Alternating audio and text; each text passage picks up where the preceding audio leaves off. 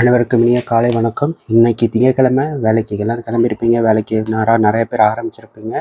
இன்றைய நாள் செப்டம்பர் 1. இன்னும் 4 மாதம் இந்த வருஷம் முடியறதுக்கு 8 மாதம் முடிஞ்சது. இந்த 8 மாதத்தில் நம்ம என்ன சாதிச்சிருக்கோம், இந்த வருஷம் ஆரம்பிக்கும் போது என்னென்ன செய்யலாம்னு நினச்சோம், எதெல்லாம் செய்யலை, எந்த அளவுக்கு நம்மளோட பொருளாதார வளர்ச்சி இருந்திருக்கு அப்படின்னு ஒவ்வொருத்தரும் தன்னுடைய குடும்பத்தை ஒரு அசஸ்மெண்ட், அதாவது சுய பரிசோதனை செஞ்சு பார்க்க வேண்டிய இடத்துல இருக்கோம். நம்ம எந்த அளவுக்கு இந்த ஆண்டை சரியாக உபயோகப்படுத்தியிருக்கோம், எந்த அளவுக்கு அதன் நேரத்தை உபயோகப்படுத்தியிருக்கோம், எப்படி எல்லாமே சாதிச்சிருக்கோம் அப்படின்னு நீங்களே செக் பண்ணிக்கோங்க. இன்னும் 4 மாதம் இருக்குது. ஒருவேளை இந்த 8 மாதத்தில் விட்டுருந்தா கூட மீதி இருக்கக்கூடிய 4 மாதத்தில் அடித்து பிடிச்சி நம்ம ஜெயிக்க பார்க்கணும். India China committed to fair resolution of border issue அப்படின்னு சொல்லியிருக்காரு. உங்களுக்கே தெரியும், ஒரு 5 வருஷத்துக்கு முன்னால் என்ன நடந்தது, எத்தனை பேர் செத்தாங்க அப்படின்னு ஒரு பெரிய சண்டை நடந்தது 2 இராணுவத்துக்கு இடையில். அதுக்கப்புறம் இந்தியா சீனாவோட ரிலேஷன்ஷிப் அந்தளவுக்கு நல்லா இல்லை. இப்போ திரும்ப போயிருக்காரு. சீனாவை சும்மா எதிர்த்துட்டு ஒன்றும் பண்ண முடியாது. சீனாவை எப்போவுமே நம்ம ஒரு கூட்டாளியாக வச்சுக்கணும். அப்படி இருந்தால் மட்டும்தான் இந்த உலகத்தில் நம்மளால் சர்வைவ் பண்ண முடியும். ஏன்னா சீனா ஒரு பெரிய சக்தி. அவங்க ஒரு சாதாரண நாடு கிடையாது. மக்கள் தொகையில் நம்மளை விட ஜாஸ்தியாக இருந்து இப்போ நம்ம ஓவர்டேக் பண்ணியிருக்கோம். இருந்தாலும் இன்னும் தொழில்நுட்ப ரீதியாக நம்ம வளரலை. ஆனால் அவங்க ரொம்ப வளர்ந்துருக்காங்க. அவங்கக்கிட்ட இல்லாத டெக்னாலஜி இல்லை. அந்த மக்கள் எல்லாமே இப்போது ஓரளவு நல்லா இருக்காங்க. நம்ம வாங்கக்கூடிய பெரும்பான்மையான பொருட்கள் எடுத்துக்கிட்டிங்கன்னா சீனாவின் தயாரிப்பாக தான் இருக்கும். செல்ஃபோன் என்ன தான் இங்கே அசம்பிள் பண்ணாலும் அதோட உள்ளே இருக்கிற அத்தனை ஸ்பேர் பார்ட்ஸும் மாஸ் மேனுஃபேக்சரிங் எங்கே பண்ணுறாங்கன்னு பார்த்தீங்கன்னா சீனாவை தான் இருக்கும். எந்த பொருளாக இருந்தாலும் சரி, அவங்கக்கிட்ட இல்லாத ஒரு தொழில்நுட்பம் எங்கேயும் இருக்க முடியாதுங்கிற அளவுக்கு இருக்காங்க. அந்த அளவுக்கு நம்மளும் வளரணும்னா அவங்களோட சேர்ந்து நட்போடு வளரணும். ஏதாவது பிரச்சனை, பார்டரில் பிரச்சனை அப்படின்னா பேசி தான் தீர்க்கணும், வேறு வழி இல்லை. நான் குண்டு போட்டு தான் சால்வ் பண்ணுவேன்னா இந்த உலகத்தில் எந்த பிரச்சனையும் தீர்க்கவே முடியாது. வன்முறையால் தீர்ந்த பிரச்சனை ஒன்றுன்னு இந்த உலகத்தில், நவீன உலகத்தில் கிடையாது. அந்த காலத்தில் போர் போட்டு ஒரு நாட்டை ஜெயிச்சு அந்த நாட்டை பிடிச்சதெல்லாம் மன்னராட்சியில் சாத்தியப்பட்டது. இப்போ எல்லாரும் நாகரிகமாக பக்குவப்பட்ட மனுஷனாக வாழ்கிறோம். அப்போது எல்லாத்தையும் பேசி தான் தீர்க்கணுமே தவிர எதற்கெடுத்தாலும் சண்டை சச்சரவுன்னு போனால் வளர முடியாது. இருக்கிறது கொஞ்சம் நெஞ்ச வாழ்க்கையும் போய் அப்புறம் பசி பட்டினிக்கு தள்ளப்படுவோம். Mini cloud burst are on the rise says IMD chief. அதாவது கிளவுட் பர்ஸ்ட் இப்போ தொடர்ந்து வந்துக்கிட்டே இருக்குது. அங்கங்கே ஃப்ளாஷ் ஃப்ளட் அப்படின்னு சொல்லக்கூடிய உடனடியான வெள்ளப்பெருக்கு நிறைய வருது. அந்த வெள்ளப்பெருக்குகளில் சிக்கி மக்கள் இறக்குறாங்க. அரசு துல்லியமாக இதை கண்டறிய என்ன செய்யணுமோ அதை செய்யணும். இத்தனை மணிக்கு இந்த இடத்துல க்ளவுட் பஸ் வரப்போகுது, உங்கள் எல்லாரையும் நீங்கள் சேஃப் பண்ணிக்கோங்க அப்படின்னுங்கிற ஒரு டெக்னாலஜியை கண்டுபிடிக்க வேண்டிய ஒரு மோசமான காலகட்டத்தில் இருக்கும். ஏன்னா தொடர்ச்சியாக இப்போது உத்தரகாண்ட், ஜம்மு காஷ்மீரில் இப்போது ஏகப்பட்ட க்ளவுட் பஸ்ட்டு ஏகப்பட்ட பேர் இறந்துருக்காங்க. தமிழ்நாட்டில் நமக்கு அது தெரியாமல் இருக்கலாம், அதை நம்ம பார்க்காம இருக்கலாம். ஆனால் நிறைய மக்கள் இறந்துருக்காங்க. Government to offer quick liquidity to tariff hit exporters. இந்த டேரிஃப்னால ஒரு பெரிய பிரச்சனை உங்களுக்கே தெரியும். வரி இப்போது அமெரிக்கா நம்ம மேலே அதிகமாக விதிச்சிருக்காங்க. அதனால் ஏற்றுமதியாளர்கள் பாதிக்கப்பட்டிருக்காங்க. நியூஸில் கூட பார்த்துருப்பீங்க, 500 டன் இறாலும் கணவாய் மீன்களும் திருப்பி அனுப்பப்பட்டதாக சொல்கிறாங்க. அது எந்த அளவுக்கு உண்மைன்னு தெரில. அந்த சரக்கு இப்போ என்னாச்சுன்னு தெரியல. Heavy rain pounds parts of Chennai, flights diverted. சென்னையில் மழை நிறைய பெஞ்சிருக்கு. விமானங்கள் மாற்றி வேறு ஒரு விமான நிலையங்களுக்கு அனுப்பப்பட்டிருக்கு. Vimal Pradosh make it TNCA president's 11th day அப்படின்னு ஒரு செய்தி கிரிக்கெட் சம்மந்தமாக போட்டிருக்காங்க. The journey in number after the 72 lap race at ஜாண்டோவட்.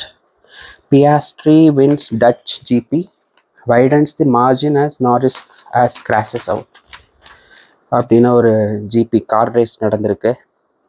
AFI hopes for better show in next year's CWG and Asian Games. Hope பண்ணிகிட்டே இருங்க, ஜெயிச்சா நல்லது தான். How the new tie breakers have sparked a buzz. உங்களுக்கே தெரியும், bro kabaddi league நடந்துகிட்ருக்கு. அதில் புதுசாக ஒரு டை பிரேக்கர் கொண்டு வந்திருக்காங்க. அது என்ன ஒரு மாதிரியான தாக்கத்தை ஏற்படுத்தியிருக்கு அப்படின்னு ஒரு செய்தி போட்டிருக்காங்க. Azharuddin replaces Tilak as South captain in Duleep Trophy. Neeraj to lead Indian squad at the world athletics championship. அதாவது நீரஜ் சோப்ரா வந்து இந்தியன் ஸ்குவாடை வந்து வேர்ல்டு அத்லெட்டிக்ஸ் சாம்பியன்ஷிப்பில் லீட் பண்ண போகிறாரு.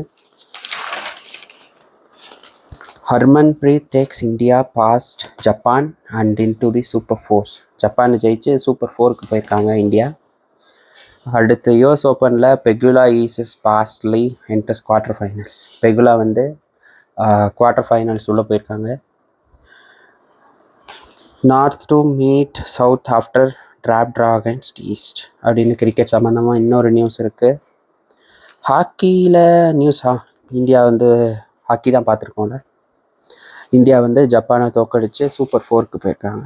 Israel kills Hamas focal person. 8 seekers among 43 killed in Gaza City.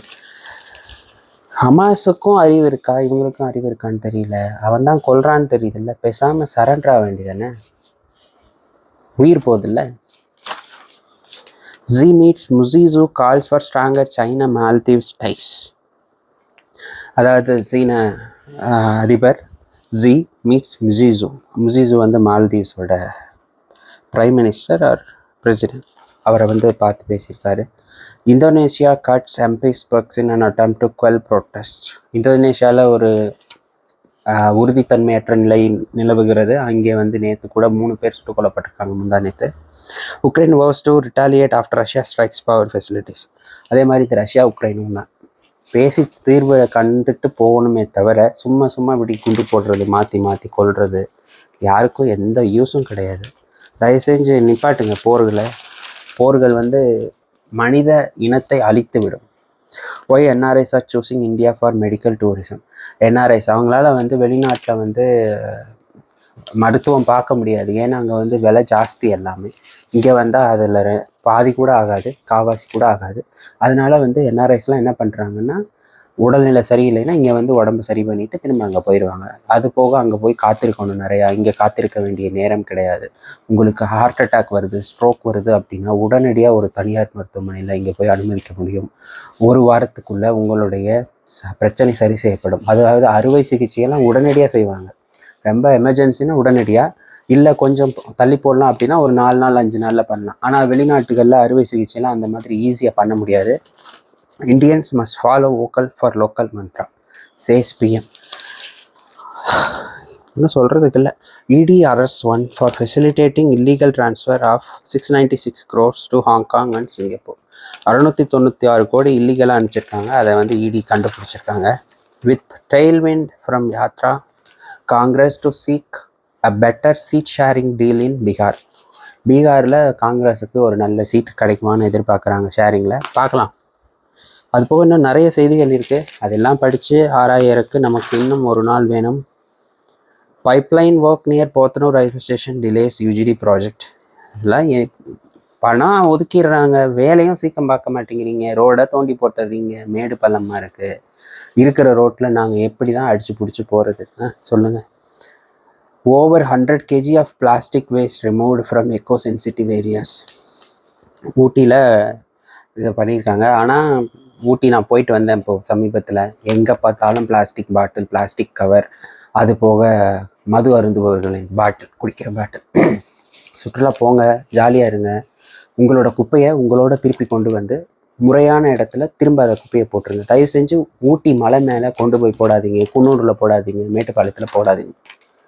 உங்களோட குப்பை உங்களோட சொத்து, நீங்கள் தான் அதை பாதுகாப்பாக வெளியே வந்து கொண்டு போய் சேர்க்கணுமே தவிர அங்கே இருக்கக்கூடிய அந்த சுற்றுச்சூழலை கெடுக்கிற வேலையை வச்சுக்காதீங்க.